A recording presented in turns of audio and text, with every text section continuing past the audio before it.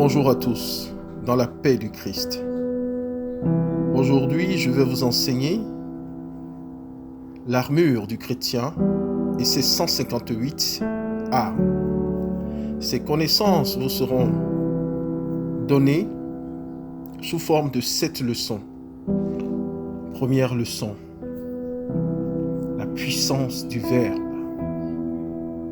Sachez ceci, mes bien-aimés en Christ, que le Verbe vit.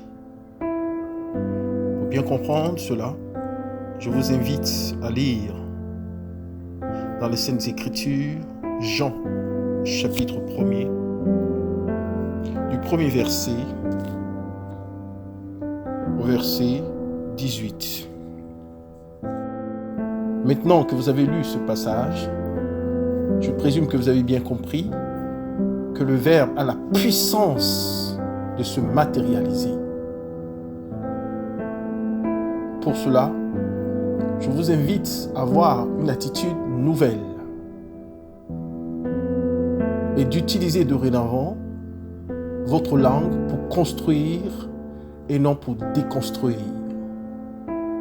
Car beaucoup d'entre vous ont souvent tendance, sous l'effet de l'émotion, à maudire, à calomnier, à faire des médisances, en oubliant totalement que tout ce qui sort de leur bouche a le pouvoir sur le plan astral de se matérialiser et ensuite de se manifester sur le plan physique. Je vous invite, mes très chers frères et sœurs en Christ, après avoir pris connaissance de ce message, à vous discipliner, à faire attention à votre langue, à ce qui sort de votre bouche, à ce que vous dites à vos enfants. Parce que toute personne qui se permet le luxe de dire à son enfant, toi, de toute façon, tu es bête, alors que ce n'est même pas lui qui a créé cet enfant-là, je vous dis tout de suite que vous faites offense à Jésus-Christ lui-même. Car il est écrit dans Matthieu que, sachez que tout ce que vous faites à l'un de ses plus petits enfants, c'est à moi que vous le faites. C'est la parole du Seigneur. D'autres personnes persistent sur cette voie en disant aux enfants qui sont bêtes, et ils s'étonnent plus tard que l'enfant se comporte comme un bête, enfin comme quelqu'un qui a des problèmes. Le Verbe vit. Lorsque vous dites de votre propre bouche telle chose, cela prend forme sur le plan spirituel, et si vous l'alimentez sous forme de méditation, de prière, de mantra, de récitation, et bien cela finit par se matérialiser sur le plan physique. Est-ce que vous comprenez? Pour certains d'entre vous qui sont d'origine africaine,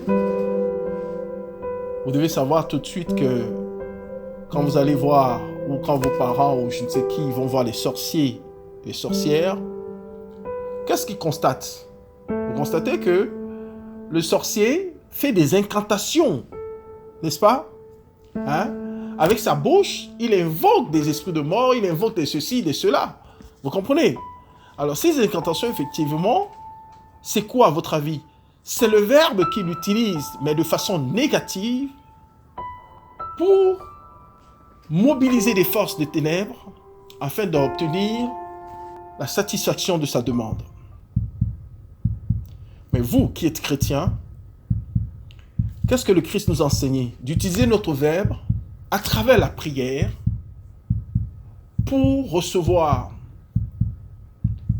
la délivrance, la protection, la bénédiction, etc. Est-ce que vous comprenez? Sinon, le Christ ne nous aurait pas conseillé de prier sans cesse. C'est parce qu'il sait que dans la prière, il y a la puissance du Verbe qui se manifeste. D'accord, mes bien-aimés en Christ? Je ne vais pas épiloguer là-dessus, puisque je vous ai donné la référence biblique pour que vous puissiez vous imprégner de son essence. Soyez bénis et essayez vous-même, à travers cette première leçon, de faire des recherches en profondeur. Et si vous avez des questions, n'hésitez pas de me laisser un message sur WhatsApp et je vous répondrai. Soyez bénis.